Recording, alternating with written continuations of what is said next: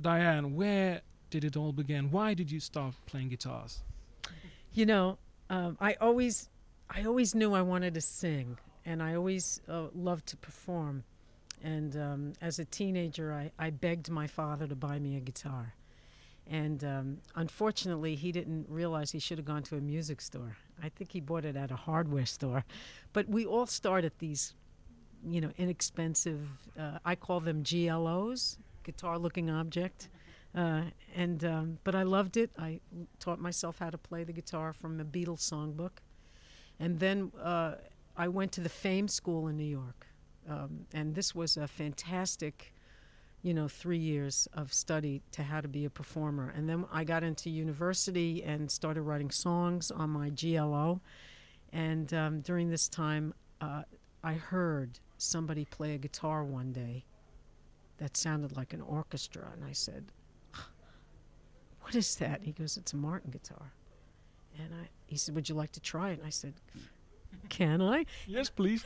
And I played the chord enders, and I started to cry. It was like the most amazing thing I'd ever heard.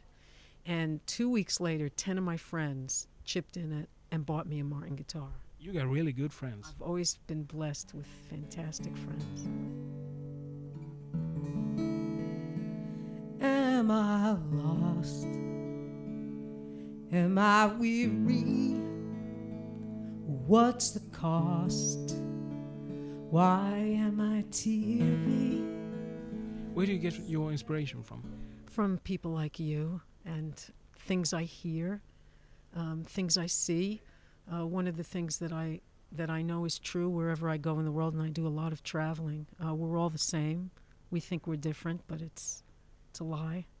We all have the same dreams, questions, same things make us laugh and cry all over the world.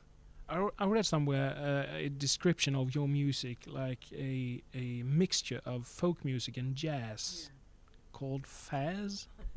Yeah, I guess that's the only way to kind of, there's the element of folk music that is fantastic is its authenticity. That folk music tells a story that's real and genuine. But I have, as a musician, have been very inspired by jazz and the freshness of jazz chords. And for example, just as an example, you can play an E chord here and it's fine, but you can play an E chord with a little bit of a twist here, or here, or here. And just little jazz chords give you a different feeling. And so mixing the feelings of wanting to communicate with people in the heart through folk, but musically maybe borrowing from other genres to be interesting. You know what I mean? Am I unsure? Am I shaky? What's the cure? Why am I achy? So many things seem wrong, evil and cruel, like the whole world keeps breaking the golden rule. The basic feeling of having a guitar and sitting 11 o'clock at night with a candle and trying to give a voice to how you feel is still very much there, which is why if that is something that gives you pleasure, you deserve to have a good instrument. True. But is it that moment when you sit by the candlelight and with your guitar on your knee, is that the best moment of being a performing artist, or is it on stage? What a wonderful question. I mean, because they're really two different worlds. On stage, I am anyway, interested in communicating.